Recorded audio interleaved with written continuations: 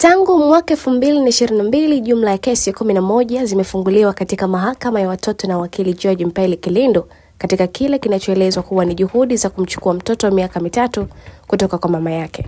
Kesi hizi ambazo zilianza mtoto akiwa na miezi 6 tu zimekuwa zikiendelea kusikilizwa katika mahakama ya watoto ndani ya kituo jumuishi cha Temeke. Hali hii imezua mjadala mpana kwenye mitandao na ndani ya jamii kuhusu unyanyasaji baada ya kutengana zaidi matumizi ya sheria katika migogoro ya kifamilia inayohusisha watoto, hasa pale ambapo mzazi mmoja anajikuta akijibu mashtaka mfululizo bila kupumzika. Katika hizi, waziri mwenye dhamana Mheshimiwa Dorothy Gwajima ameahidi kuzifuatilia taarifa hizi kwa karibu na kuhakikisha maafisa ustawi na jamii wanatenda wajibu wao katika kuyalinda maslahi mapana ya mtoto husika. Je, mfumo wa haki unalinda watoto dhidi ya madhara ya migogoro ya wazazi?